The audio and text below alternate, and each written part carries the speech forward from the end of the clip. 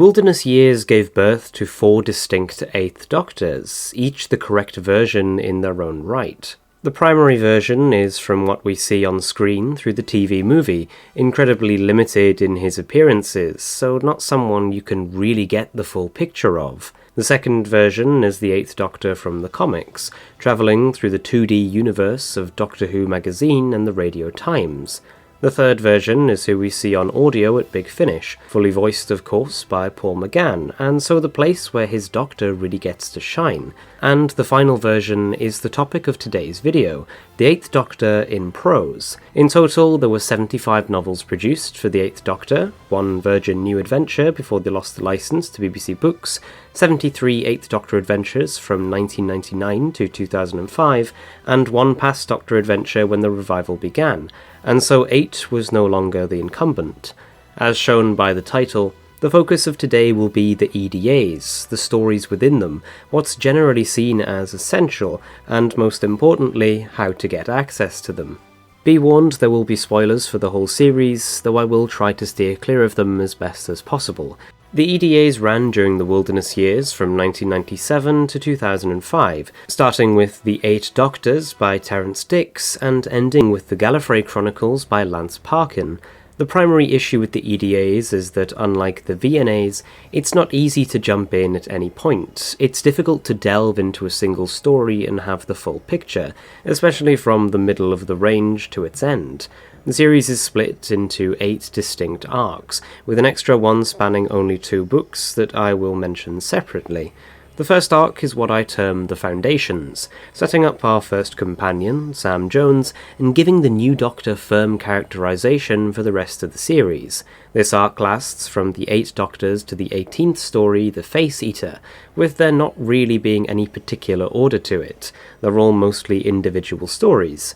There is a mini-arc within revolving around Sam from Longest Day to Seeing Eye, though you could probably read any individually and still get a grasp of what's going on.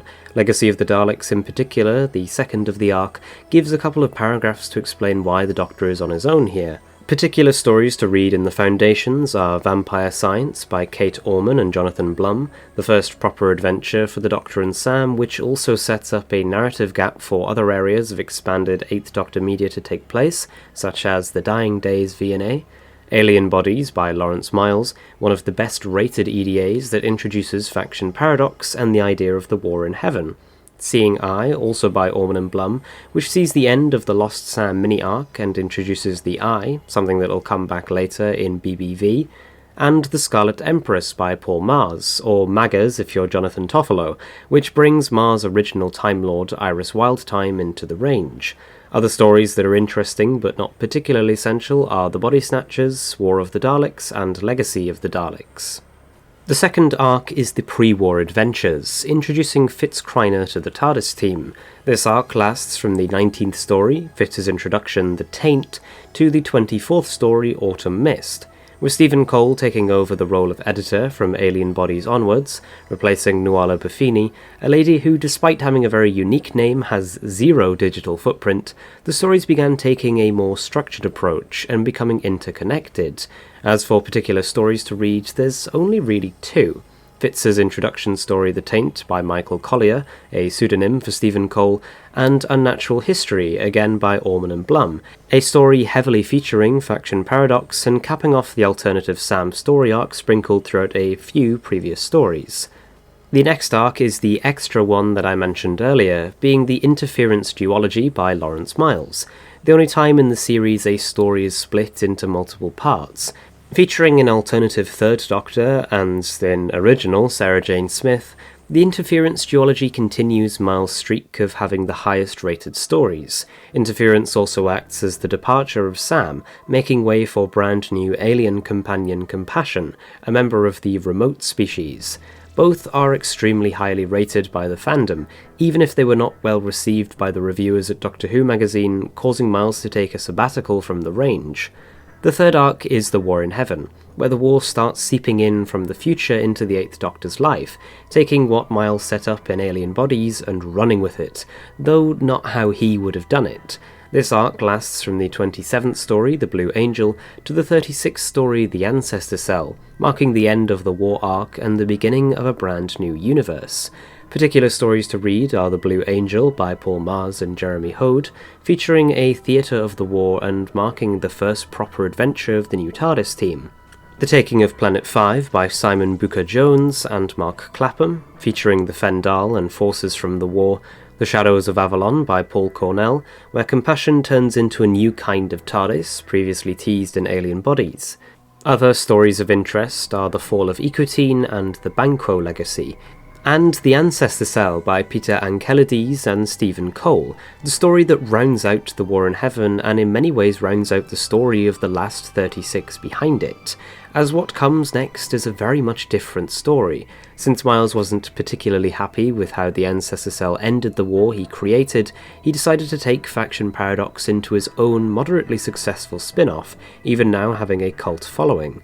The fourth arc is where the Eighth Doctor is earthbound and has amnesia, so I'll be terming it Earthbound Amnesia. This arc lasts from the 37th story, The Burning, to the 41st, Father Time. Stephen Cole left the position of editor, and his successor was Justin Richards, who decided to use this set of stories to be a soft reboot. The Doctor is on his own for the entire arc, bar the last story, and is taking some time to recover from his amnesia. He believes himself to be human, and only has a single piece of paper from Fitz to meet him in 2001. Particular stories to read are The Turing Test by Paul Leonard, featuring, as the title suggests, Alan Turing, who begins a relationship with the Doctor that goes beyond just being friends. And Father Time by Lance Parkin, the first book of the Millennium and a story that features the Doctor's daughter, not Jenny, but Miranda Dawkins, his daughter in the future. Other stories of interest are The Burning and Casualties of War. Something interesting to note is that this arc has the first instance of a PDA being connected to the EDAs, with the Eighth Doctor making an appearance in the Fourth Doctor, Sarah Jane and Harry Sullivan story, Wolfsbane. The fifth arc is the return of the TARDIS, bringing back Fitz and introducing Angie Kapoor to the TARDIS team. This arc lasts from Angie's introduction, the 42nd story Escape Velocity, to the 50th story Grim Reality. As the Doctor has finally got his TARDIS back, it's time for some proper adventures as the series returns to form, though technically Escape Velocity is the final story of the Earthbound arc, as the Doctor does spend a lot of the story TARDIS-less, with the TARDIS now sporting a brand new console room. It's also important to note that the only 8th Doctor PDA, Fear Itself, takes place during this arc with his TARDIS team. The only particular story to read here is The Year of Intelligent Tigers by Kate Orman, one of the highest rated EDAs, up there with Alien Bodies.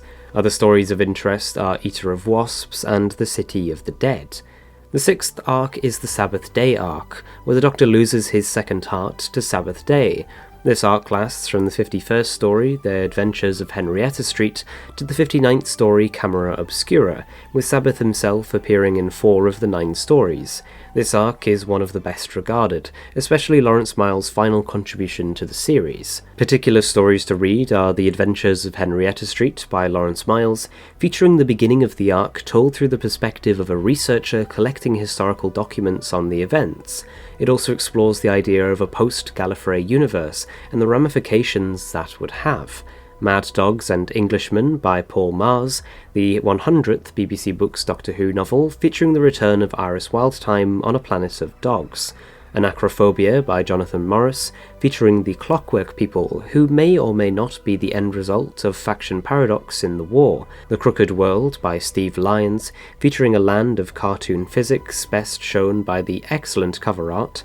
And Camera Obscura by Lloyd Rose, featuring the Doctor back in Victorian London and working with Sabbath Dei. Other stories of interest are Trading Futures and History 101. The seventh and penultimate arc is the Council of Eight, introducing Trix Macmillan to the TARDIS team. This arc lasts from the 60th story, Trix's introduction in Time Zero, to the 65th story, Timeless.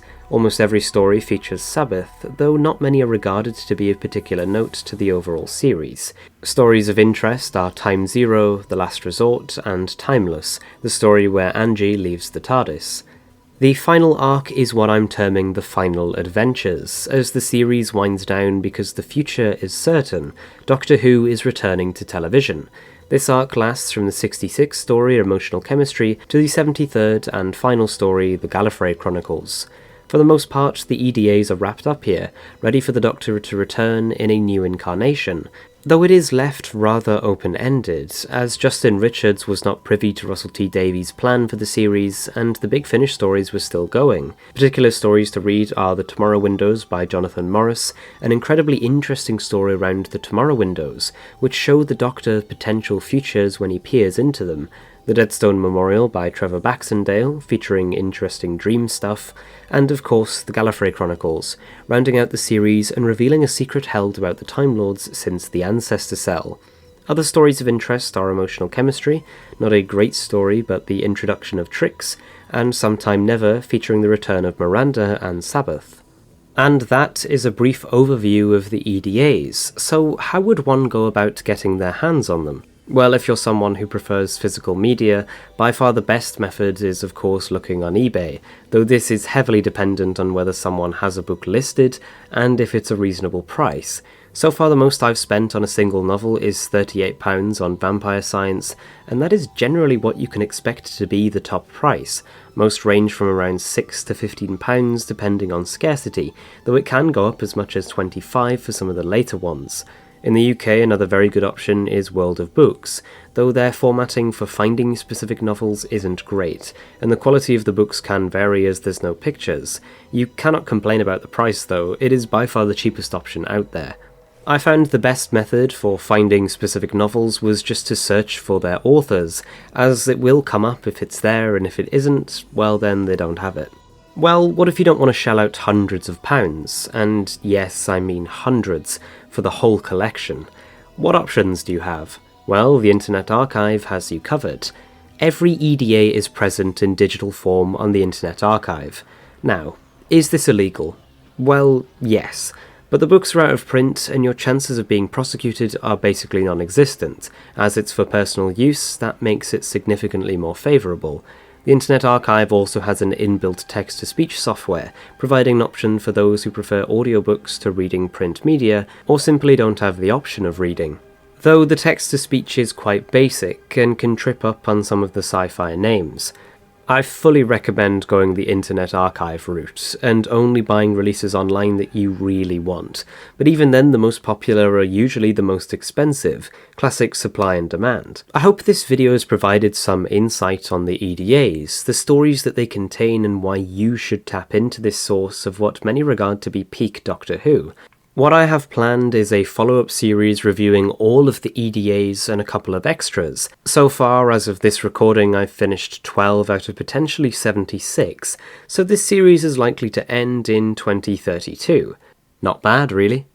But anyways guys, thanks for watching. If you enjoyed this video and want to see when I release more, then make sure to subscribe down below and click that little bell icon, as it really helps out the channel. But, as always, thanks for watching.